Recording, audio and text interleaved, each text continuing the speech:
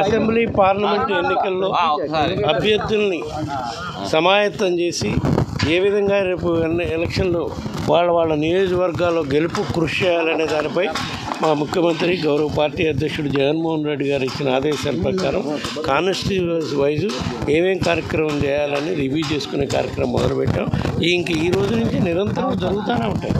ఎందుకంటే ఉత్తరాంధ్ర జిల్లాలోని 34 కాన్స్టిట్యున్సీలే కాదు, రాష్ట్ర వ్యాప్తంగా కూడా అన్ని రీజన్స్లో కూడా సమాయత్తం చేసే కార్యక్రమం నిరంతరం జరుగుతుంటాయి. అందులో భాగంగానే ఈరోజు ఉత్తరాంధ్ర జిల్లాలో 34 నియోజకవర్గాల కాన్స్టిట్యున్సీ వైజ్ రివ్యూ చేయడం జరిగింది. సార్, ఇప్పటికే నిన్న 7వ లిస్టు అనేది ఒకటి రిలీజ్ చేశారు.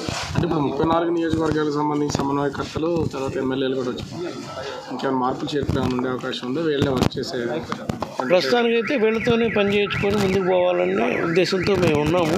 బట్ లాస్ట్ మినిట్లో ఏ కాన్స్టిట్యున్సీ పరిస్థితి బాగలేకపోతే ఏమన్నా మన ఉత్తరాంధ్ర జిల్లాలో కూడా 1-2 చోట్ల మ్యాక్సిమం అంతే 1 or 2 చోట్ల ఏమన్నా మార్పులు ఉంటే ఉండొచ్చు. ప్రస్తుతానికైతే ఎక్కడ ఈ మన జోన్లో అయితే ఎక్కడ మార్పులు ఉంటాయని మేము భావించట్లా. లాస్ట్ మినిట్లో ఏమన్నా కాన్స్టిట్యున్సీ పరిస్థితి అక్కడ నియోజకవర్గ పరిస్థితి ప్రకారం అభ్యర్థి గెలుపుకి ఇబ్బంది ఏమన్నా ఉందని అనిపిస్తే అప్పుడు పార్టీ అధ్యక్షులు గారి నిర్ణయం మేరకు ఏమన్నా మార్పులు చేర్పులు ఏమన్నా 1 or 2 ప్లేసెస్లో ఉంటే ఉండొచ్చు. ఈ పవన్ కళ్యాణ్, చంద్రబాబు వీళ్ళిద్దరూ కలిసి ఈ విధ్వంసం అనే పుస్తక ఆవిష్కరణలో అంటే 5 సంవత్సరాల్లో ఎంత విధ్వంసం జరిగింది అనేది ఆ పుస్తకంలో రాసిన దాన్ని ప్రత్యక్షంగా చూపించే ప్రయత్నం చేశారు. దాని మీద మీ కామెంట్ ఏంటి? వాళ్ళు రాసింది ఎవరు, పుస్తక ఆవిష్కరణ చేసింది ఎవరు, ఇవన్నీ చూస్తేనే వాళ్ళ ఎజెండా ఏంది అనేది క్లియర్గా అర్థమవుతుంది కదమ్మా. రాసింది ఎవరు కూడా నిజంగా నాకు తెలియదు. వాళ్ళు నేనేం చేయట్లా.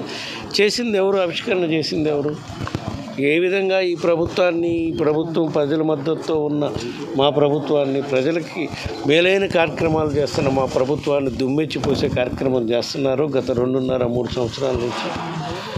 దాంట్లో భాగంగానే ఈ విధ్వంసం అని కొత్తగా ఒక ఇది తీసుకొచ్చి మేమేదో వైఎస్ఆర్ కాంగ్రెస్ పార్టీ అధికారంలోకి వచ్చినాక రాష్ట్రంలో విధ్వంసం ఎక్కువైందని ప్రజల్ని నమ్మించే కార్యక్రమం చేస్తున్నారు. కానీ ప్రజలు నమ్మరు. ప్రజలు వాస్తవాలు గమనిస్తున్నారు.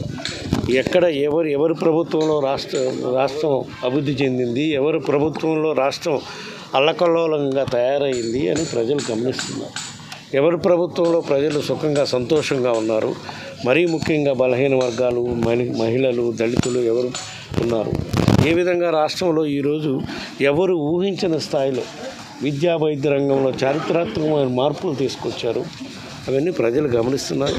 ప్రజలు సరైన సమయంలో సరైన తీర్పు ఇచ్చే కార్యక్రమం చేస్తారు. ఎందుకంటే నేను రాజ్యసభ ఎలక్షన్లో చూశాను. ఎన్ని సంవత్సరాల ఇండస్ట్రీ అని చెప్పుకునే వాళ్ళకి ఈరోజు రాజ్యసభలో సీట్లు లేని పరిస్థితి.